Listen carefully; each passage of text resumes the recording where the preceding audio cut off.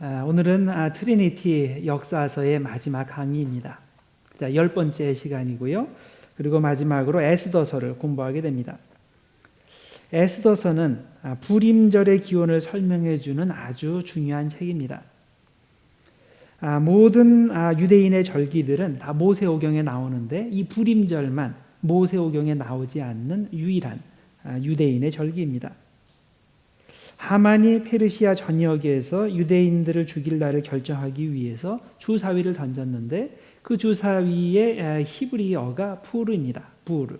그리고 이것의 복수형이 부림인데 이것이 그 유대인들이 지키는 그 불임절의 기원이 됩니다. 유대인을 죽이기 위해 사용된 주사위 푸르가 유대인이 매년 지키는 대표적인 축제, 대표적 절기의 이름이 된 것이 아이러니입니다. 에스더, 즉 하다사를 아내로 맞은 아하수에로 왕이 주전 486년에서 464년 사이에 페르시아 왕으로 재위하고 있었기 때문에 우리는 이 에스더 이야기를 유대인들이 1차로 예루살렘으로 돌아간 때 538년과 2차로 돌아간 때 458년 사이에 배치하게 됩니다.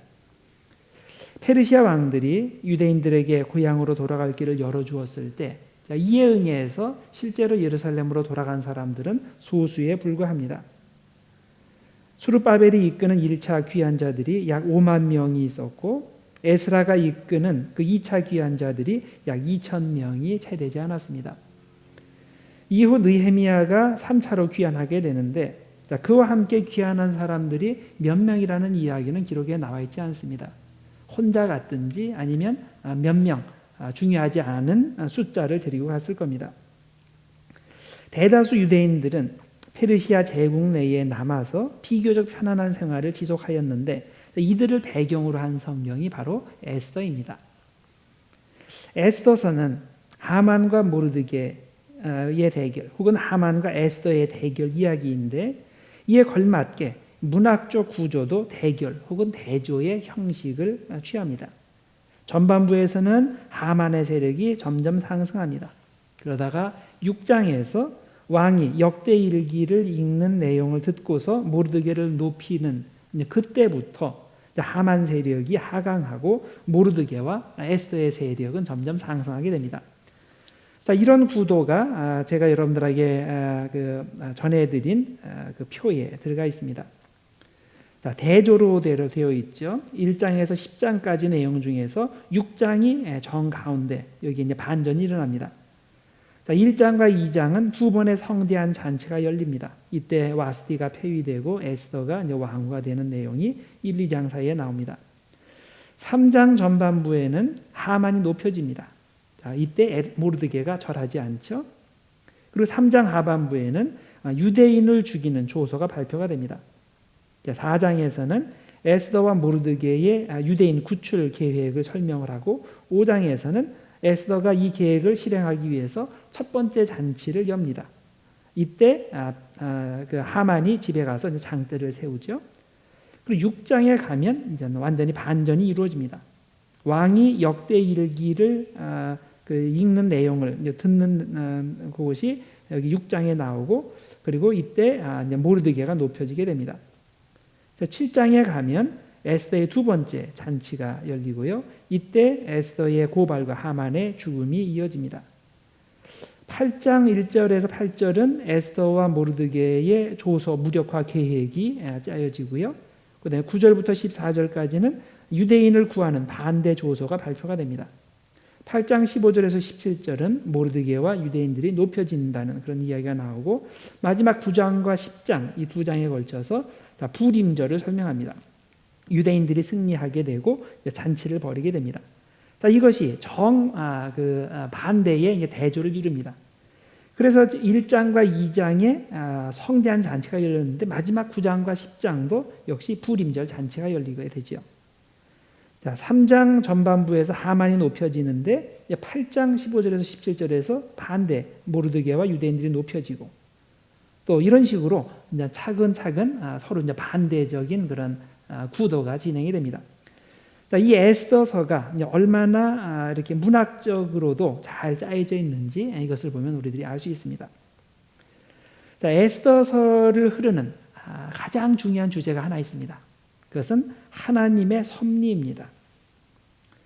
에스더서를 읽어보면 하나님 혹은 여호와라는 이름이 한 번도 등장하지 않습니다. 이스라엘의 구원 이야기를 서술하는 성경에서 실제적 주인공인 하나님의 이름이 등장하지 않는다는 것이 참으로 신기하지 않습니까?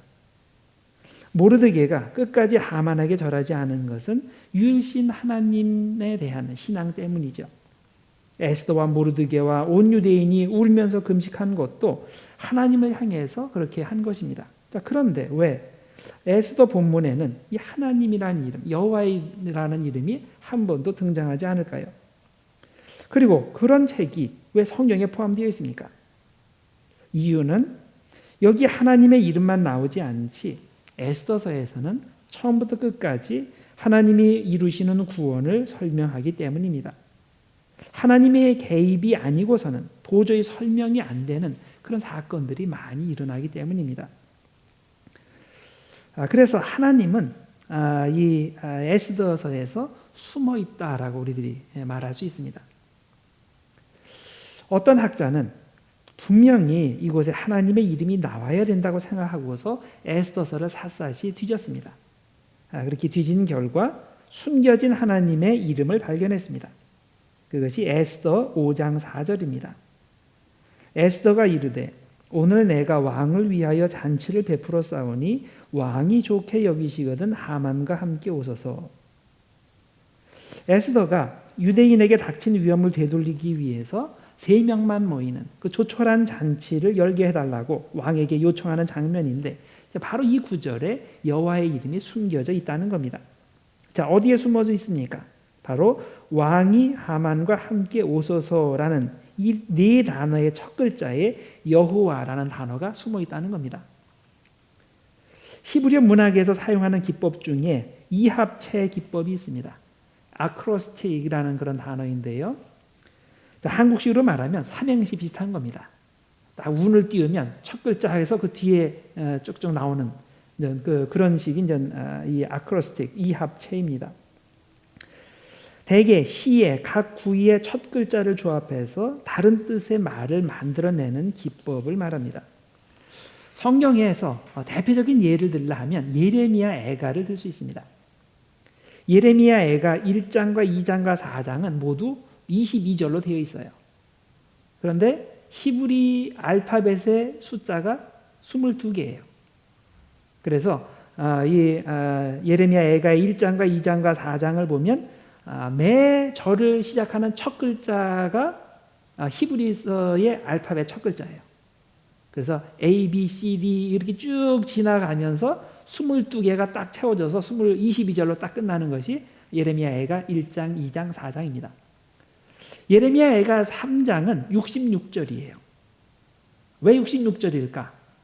히브리 알파벳 한 개당 3절씩 이렇게 할당하게 했어요.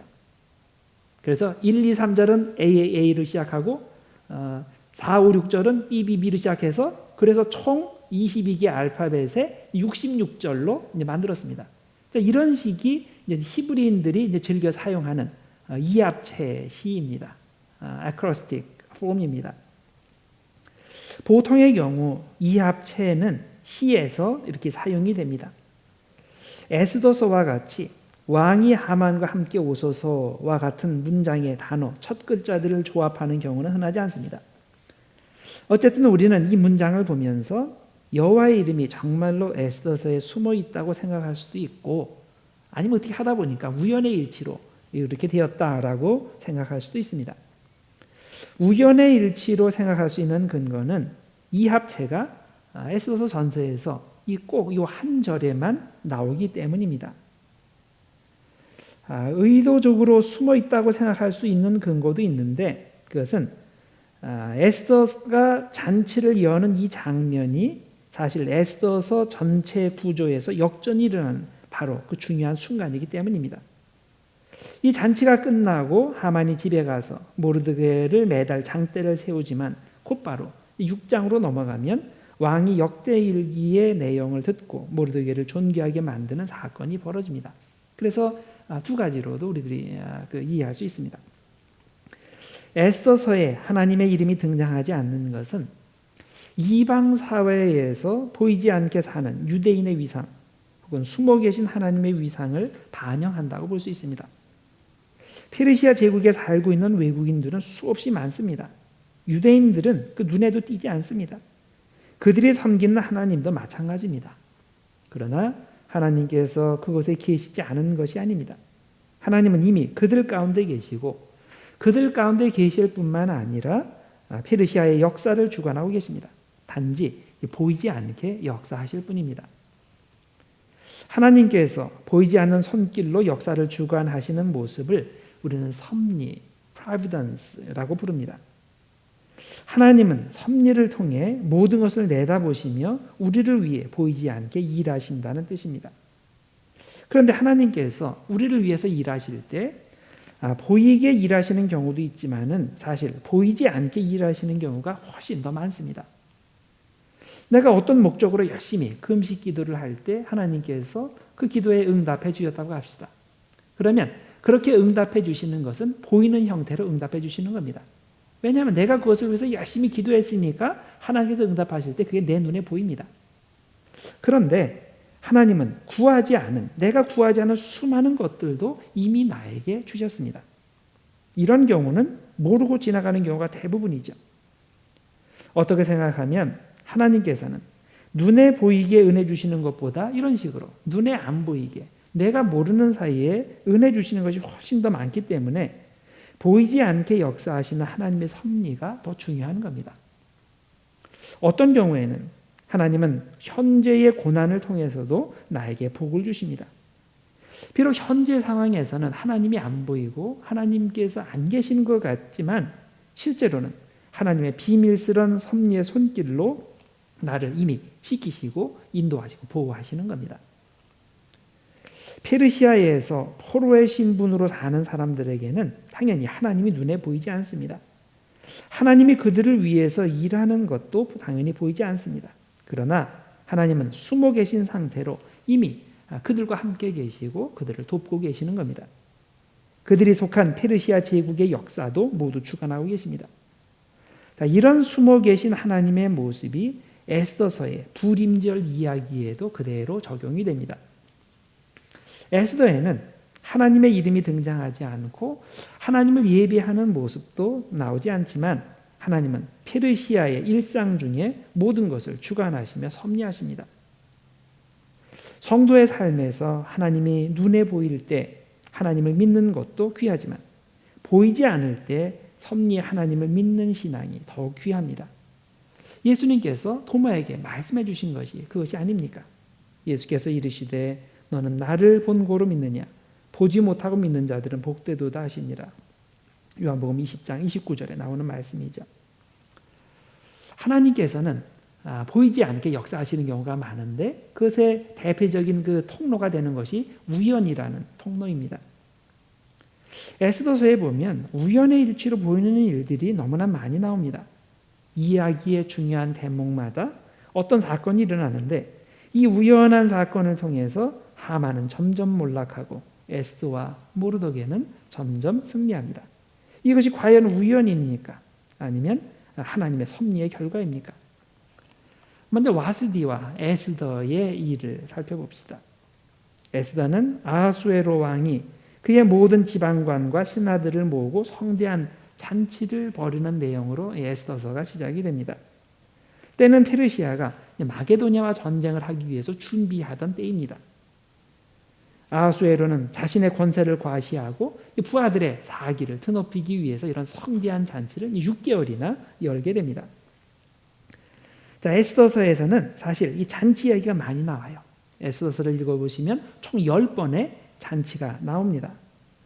1장 2절에서 4절에 나오고 1장 5절에서 8절 한 번 나오고 1장 9절에 또 나오고 2장 18절, 3장 15절, 5장 4절에서 8절, 7장 1절에서 10절, 8장 17절, 9장 17절, 9장 18절 이렇게 10번의 잔치가 나옵니다.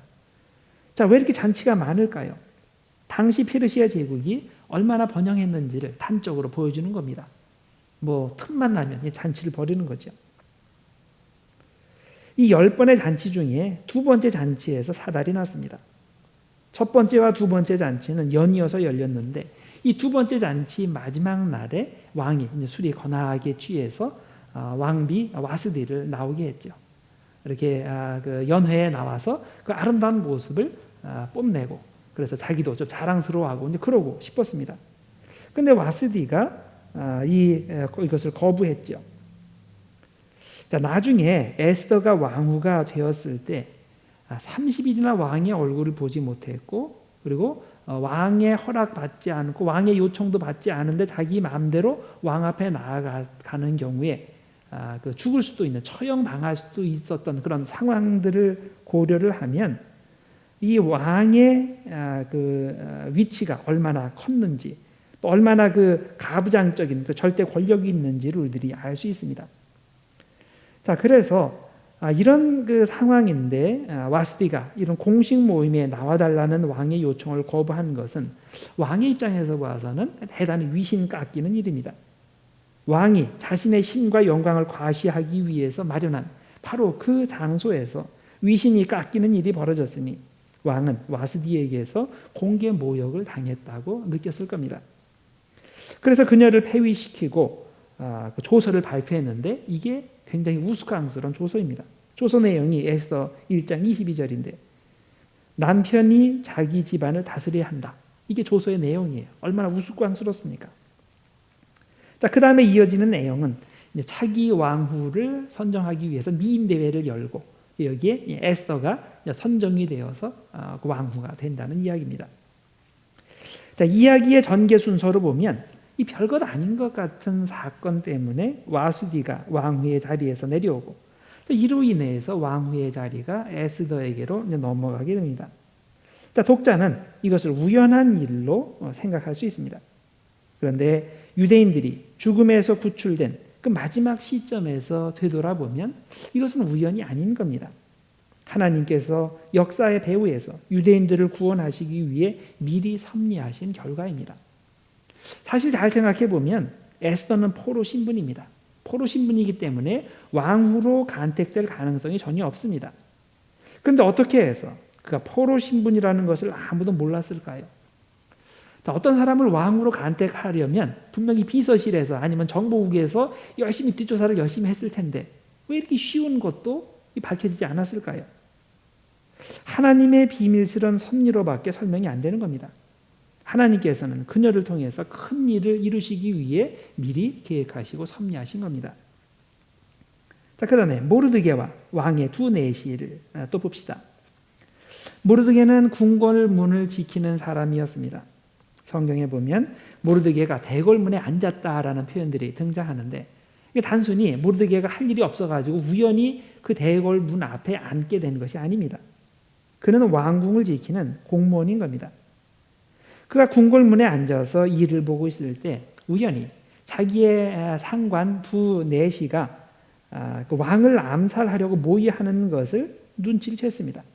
그리고 이것을 에스더에게 알렸고 에스더는 이것을 왕에게 알렸습니다. 왕이 조사해 보니까 실제적으로도 그 암살 계획이 있었던 겁니다. 그래서 이 두 사람을 두 내시를 처형하게 됩니다.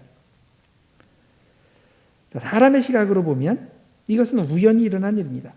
모르드게가 마침 그 시간에 그런 모의를 들을 만한 그런 장소에 가 있었다는 것, 거기에 서 있었다는 것, 이것이 우연일 수가 있죠. 또 이 두 내시도 딴 데 가서 얘기하지 않고 왜 모르드게가 옆에 있을 때 바로 그 얘기를 했을까요? 자, 이것도 우연일 수 있습니다. 그러나 하나님에게는 우연이 없습니다. 하나님은 나중에 모르드게를 세우고 하만을 몰락시키는 계기로 이 사건을 사용하신 겁니다. 에스더 6장 1절에서 9절에 보면 왕이 잠이 오지 않아서 신하에게 역대 일기를 가져다가 자기 앞에서 읽게 하는 장면이 나옵니다. 그런데 그 읽는 내용 중에 모르드게가 왕의 암살 계획을 고발을 해서 그래서 관련자들을 처형했다는 이야기가 들어 있습니다. 자, 왕이 이야기를 듣고서 물었죠. 그래서 상을 줬냐? 그 대답이 아무 상도 주지 않았다. 그래서 왕이 잠깐 생각을 하고 있을 때 그때 마침 밖에 하만이 왕을 보기 위해서 지금 대기하고 있다라는 그런 보고가 들어옵니다.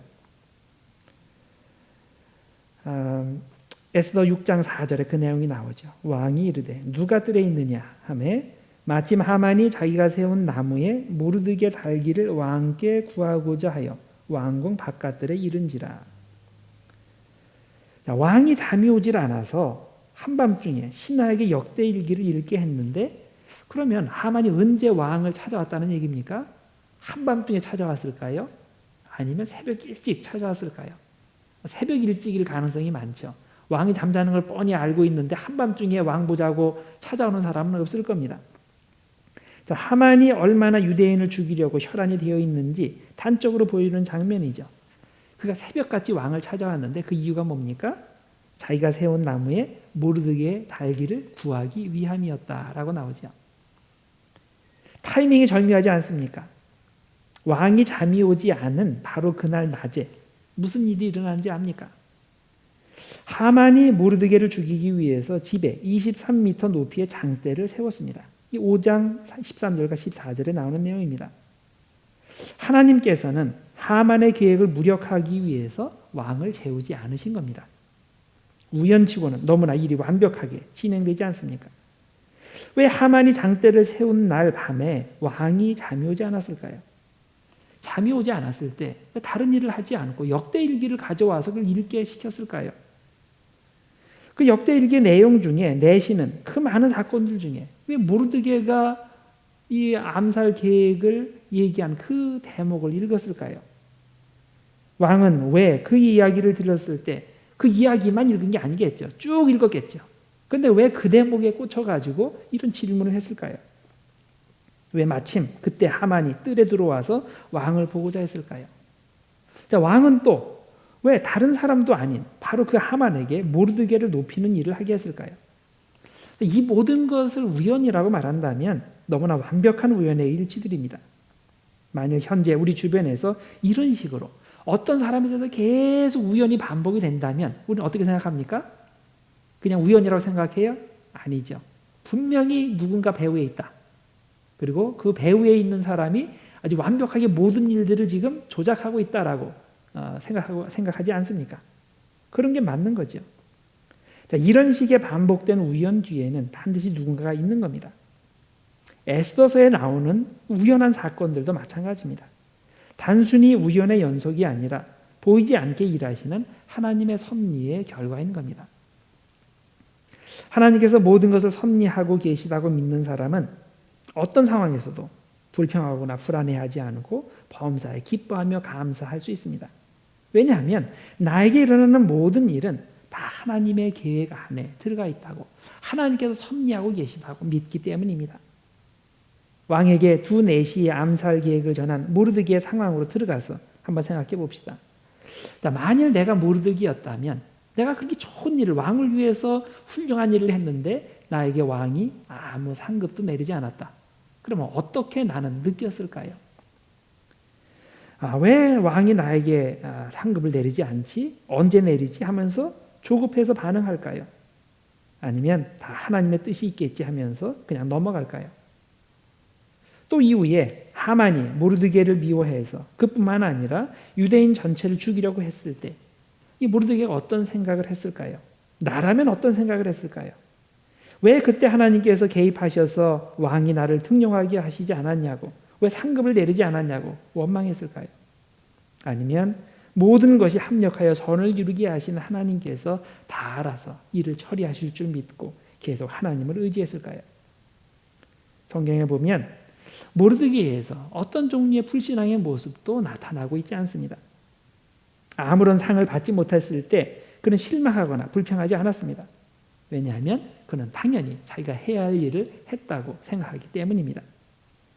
만일 그에게 무언가 불편한 마음이 있었다면 왜 나에게 왕이 나에게 상을 주지 않느냐고 이런저런 방법을 동원해서 왕에게 알렸을 것이고, 그러면 그때 상을 받았을 수 있는데, 그렇게 상을 받았다면 이 하나님의 계획에, 세부 계획에 차질이 생기는 겁니다.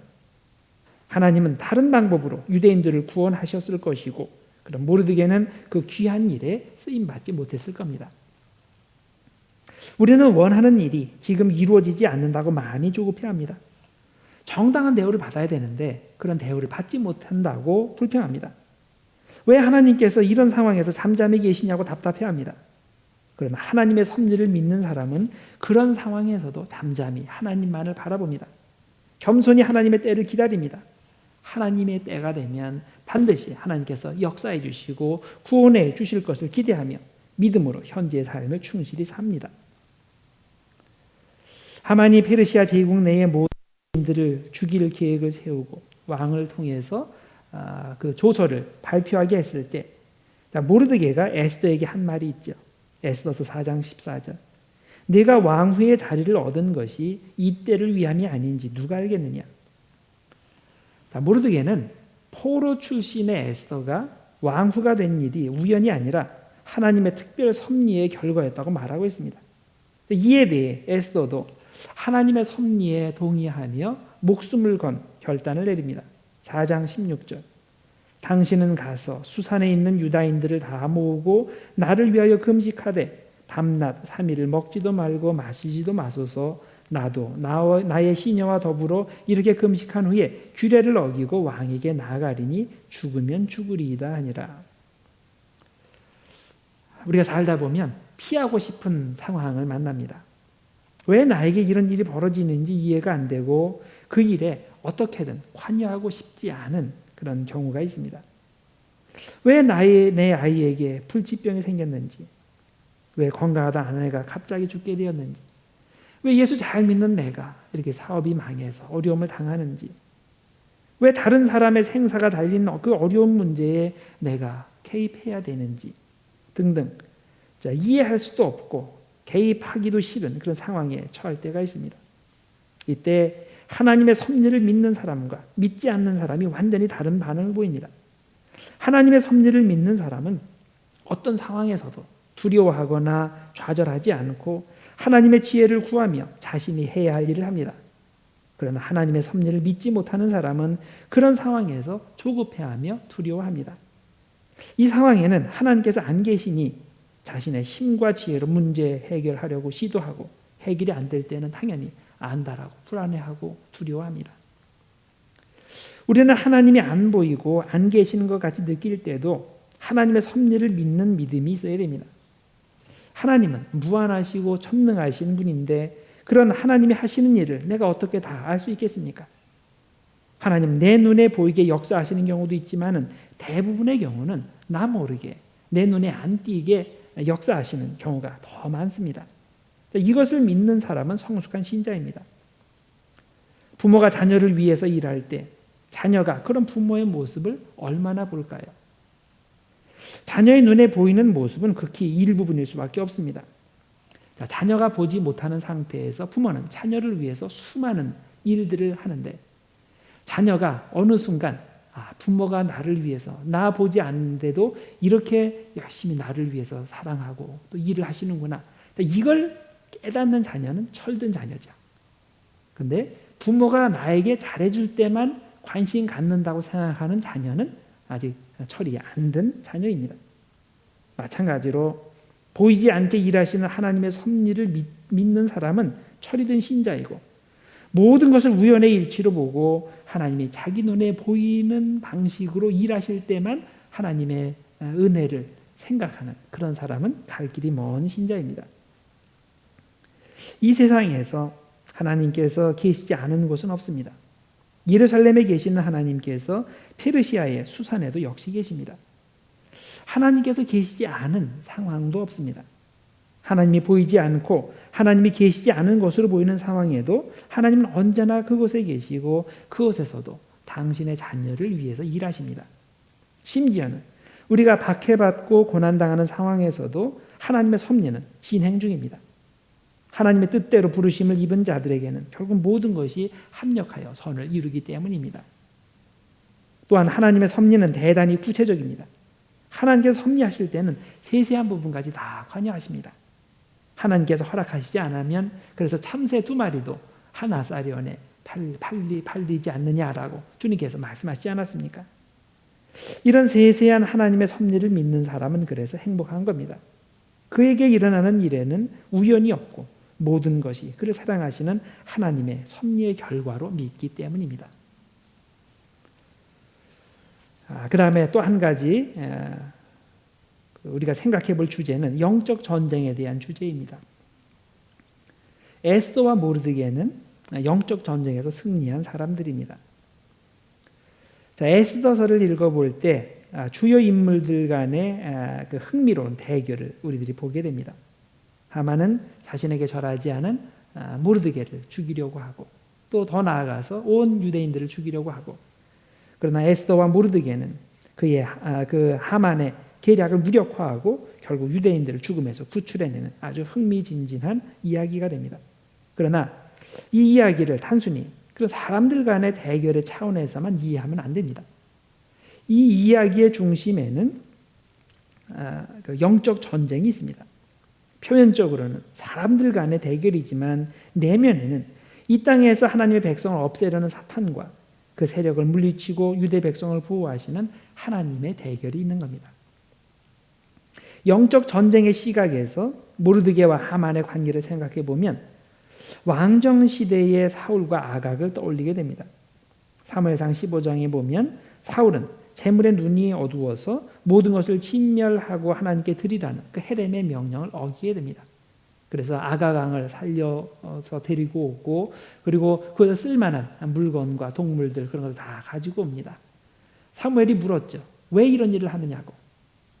그럴 때 그가 거짓말을 합니다. 이게 다 하나님 조라고, 하나님께 좋은 최상의 제물을 드리기 위해서 이렇게 했다고 거짓말까지 했습니다.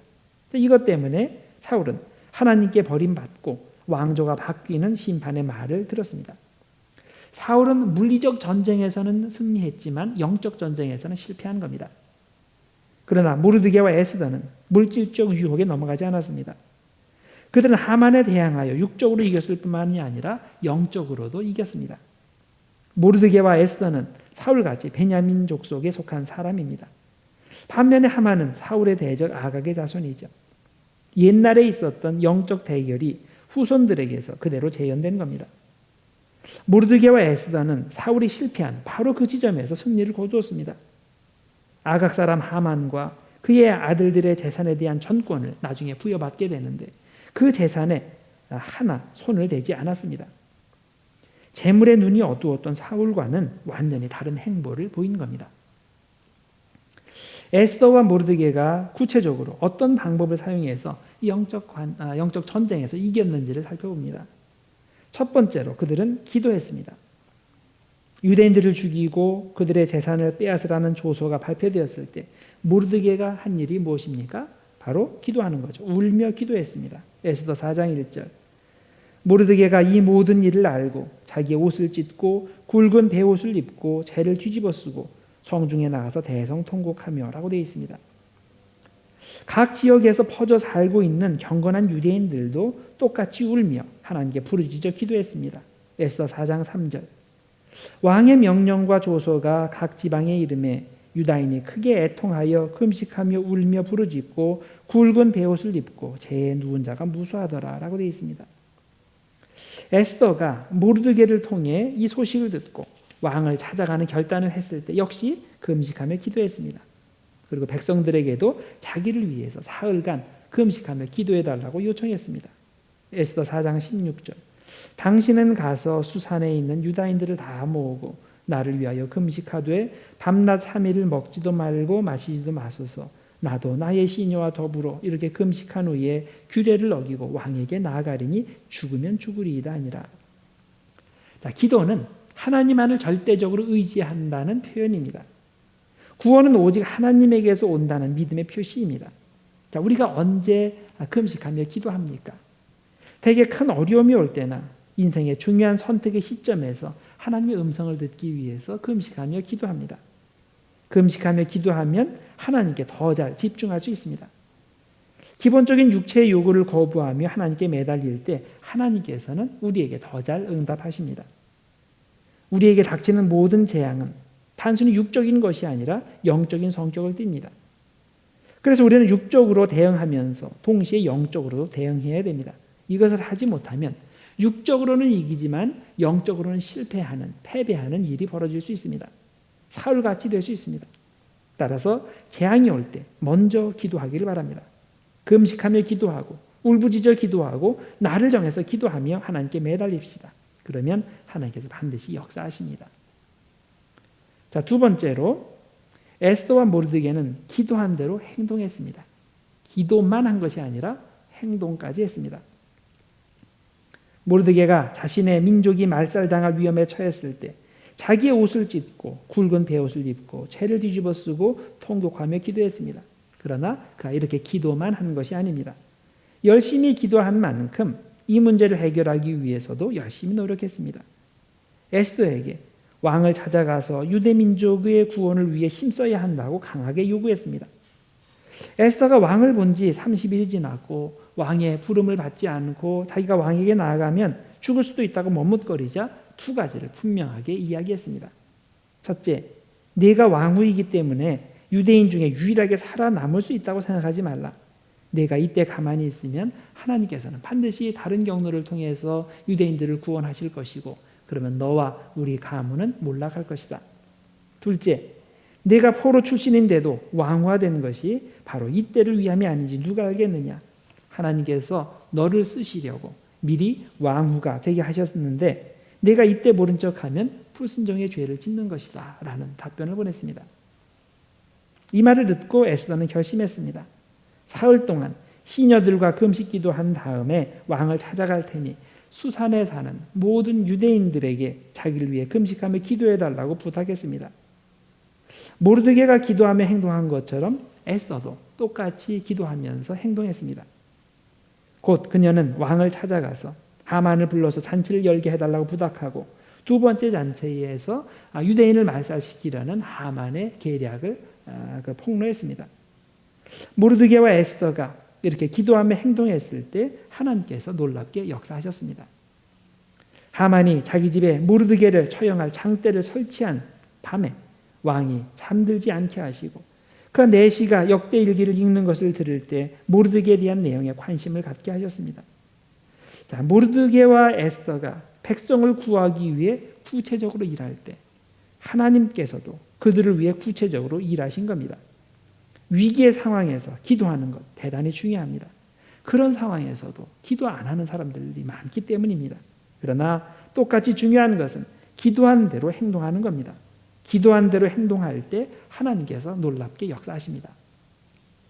자, 세 번째, 그들의 영적 전쟁에서 이긴 방법은 협력하는 겁니다. 그들은 영적 전쟁에서 서로 협력했습니다. 에스더서를 읽어보면 모르드게와 에스더가 한치의 오차도 없이 서로 협력하는 것을 보게 됩니다. 자, 그들뿐만 아니라 수산에 사는 모든 유대인들도 그들과 협력했습니다. 에스더가 왕에게 나아가기 전에 궁에서 시녀들과 함께 사흘 동안 금식하며 기도할 때 수산에 있는 모든 유대인들도 그녀와 함께 금식하며 기도했습니다. 이렇게 모두가 협력하여 기도할 때 하나님께서 길을 열어주시고 왕의 마음을 움직여 주셨습니다. 어떤 전투이든 서로 협력하지 않으면 집니다. 한 마음으로 협력해야 전투에서 이깁니다. 영적 전투는 더욱더 그러합니다. 우리에게 교회가 필요한 이유가 바로 여기에 있는 겁니다. 신앙생활은 함께 해야 됩니다. 혼자 하는 것이 아닙니다. 기독교 믿음은 공동체 안에서 함께 싸우고 함께 승리하는 겁니다. 내가 혼자 예수 잘 믿고 혼자 천국 가면 되는 게 아니라는 말입니다. 그래서 3세기 시프리안 감독은 교회 밖에는 구원이 없다라고 가르쳤습니다. 어떤 사람은 이 선언이 제도교회의 폭력을 의미한다고 오해하지만 본래 의미는 신자는 하나님 편에서 함께 영적 전쟁을 수행해야 한다는 의미입니다. 이솝우화에 이런 이야기가 나옵니다. 사이좋은 황소 3마리가 있었습니다. 이 황소들은 어디를 가도 함께 갔고 함께 풀을 뜯어 먹고 쉴 때도 함께 쉬었습니다. 그래서 이렇게 서로 함께 가까이 지냈기 때문에 어떤 위험이 다가와도 함께 막아낼 수 있었습니다. 그런데 이들 주변에는 호시탐탐 이들을 노리는 사자가 있었습니다. 그런데 이렇게 사이좋은 황소 3마리를 당해낼 재간이 없었습니다. 한 마리씩 대결한다면 자신이 있었지만 이렇게 세 마리가 함께 모여 있으니 도저히 방해낼 재간이 없었습니다. 그래서 꾀를 생각해냈습니다. 이걸 흩어지게 해야 되겠다. 그러니까 소를 이간질해서 따로따로 공격하면 되겠다고 생각했습니다. 그래서 소들이 세 마리가 풀을 뜯어 먹고 있을 때 그중 뒤에 제일 처진 놈에게 다가가서 귓속말로 이렇게 이야기를 했습니다. 너 알아? 다른 소들이 네 흉을 지금 보고 있는 거 알아? 그런 다음에 다른 소들에게도 가서 똑같이 얘기했습니다. 너 알아? 저놈들이 네 흉을 보고 있다고. 세 마리 황소는 사자의 작전에 말려들어서 서로를 멀리하고 서로를 불신하게 되고 결국에는 따로따로 떨어져 살게 됐습니다. 결국 어떻게 되었겠습니까? 사자는 한 마리씩 소를 잡아먹어서 3번의 성대한 잔치를 벌였습니다. 우리는 사탄이 이간 정책을 즐겨 사용한다는 것을 알고 신자들 사이에 오해와 불신이 생기는 것을 조심해야 됩니다. 에스더 혼자서 하만과 싸웠다면 이길 수 없었습니다. 모르드게 혼자서 싸웠다면 가망이 없습니다. 그들이 서로 협력하고 또 백성들도 함께 금식하며 협력했기 때문에 하만을 이길 수 있었습니다. 사탄의 무기는 이간질하는 것이고 성도의 무기는 예수 이름으로 하나 되어 협력하는 겁니다. 서로 협력하여 영적 전쟁에서 승리하는 우리 모두가 되어야 될 줄 믿습니다. 그 다음에 네 번째로 이들이 영적 전쟁에서 승리할 수 있었던 이유는 모험을 선택했기 때문입니다. 그들은 모험을 선택했습니다. 유대 민족이 말살될 위험에 처했을 때 모르드게는 에스더에게 도전적인 질문을 던졌죠. 네가 왕후가 된 것이 바로 이때를 위함이 아닌 줄 어떻게 아느냐? 바로 지금이 에스더가 모험을 감행하기로 예정된 때이니까 하나님 계획을 거부하지 말고 목숨 건 선택, 네가 목숨 건 선택을 해야 된다는 말입니다. 이런 모르드게의 도전에 에스더는 죽으면 죽으리다라는 말로 응답했습니다. 일이 잘못돼서 내가 죽어야 한다면 기꺼이 죽겠습니다. 이 말이죠. 주님의 제자에게는 이와 같이 모험을 감행해야 될 때가 있습니다. 매일 목숨 걸고 나설 필요는 없지만은 반드시 내가 나서서 주님의 영광을 드러내야 할 때가 있는 겁니다. 우리는 그때를 놓치면 안 됩니다. 죽으면 죽으리다라는 각오로 담대히 나서야 됩니다. 그래야 하나님의 계획이 나의 헌신을 통해서 이루어집니다. 마가복음 8장 34절과 35절에 보면 예수님께서 십자가 지시는 것에 대해서 이렇게 설명하셨습니다. 누구든지 나를 따라오려거든 자기를 부인하고 자기 십자가를 지고 나를 따를 것이니라. 누구든지 자기 목숨을 구원하고자 하면 잃을 것이요 누구든지 나와 복음을 위하여 자기 목숨을 잃으면 구원하리라. 죽을 준비가 되어 있지 않은 사람은 사탄이 공격할 때 제일 먼저 죽습니다. 안 죽으려고 하니까 제일 먼저 잡혀서 죽는 겁니다. 그러나 주님을 위해서 죽으면 죽으리라는 태도로 영적 전쟁에 임하는 사람은 사람 많습니다. 더 나아가서 승리합니다. 왜냐하면 하나님께서 함께 해주시고 도와주시기 때문입니다. 마태복음 27장 57절에서 60절 사이에 보면 요셉이라는 사람이 등장하는데 그도 에스더처럼 모험을 선택했습니다. 예수님께서 십자가에 돌아가신 후 그가 예수님의 시체를 거두었는데 그가 이런 일을 한 이유는 그때가 아니면 그가 아니면 그런 일을 할 수 없기 때문입니다. 그 기회가 영영 사라지기 때문입니다. 성경은 요셉에 대해 두 가지 서로 상반된 표현을 사용했습니다. 하나는 부자라는 표현, 또 하나는 예수의 제자라는 표현입니다. 마태복음 27장 57절 저물었을 때에 아리마대의 부자 요셉이라 하는 사람이 왔으니 그도 예수의 제자라. 자, 로마 시대 당시 부자는 예수님의 제자 되기에 대단히 힘들었습니다. 거의 불가능했습니다. 왜냐하면 예수님께서도 말씀하셨듯이 부자가 천국에 들어가는 것보다 낙타가 바늘길을 통과하는 것이 훨씬 쉽기 때문입니다. 또한 유대교 지도자들이 예수님을 미워하는 상황에서 어느 부자가 공개적으로 예수님을 믿는다고 하면 그가 유대인들 사이에서 장사해서 돈을 버는 것은 애초에 그런 일이 되는 겁니다. 그런데 요셉은 빌라도를 찾아가서 자신의 신분을 밝히고 담대히 예수의 시체를 달라고 요구했습니다. 더 이상 부자로 살지 않겠다는 뜻입니다. 부를 유지하기 위해서는 당시에 당연히 로마의 후원이 필요한데 로마에서 혁명분자로 규정하여 십자가형을 내린 예수를 주님으로 믿고 그의 시체를 거두어 가는 사람을 로마가 곱게 봐줄 리가 있겠습니까? 요셉은 에스더같이 죽으면 죽으리이다라는 결단의 마음으로 모험을 선택한 겁니다. 죽으면 죽으리라는 그런 마음으로 모험을 감행할 때 그때 용기 내지 못하는 사람은 영적 전쟁에 승리할 수 없습니다. 모험을 감행할 기회는 매일 오는 것이 아닙니다.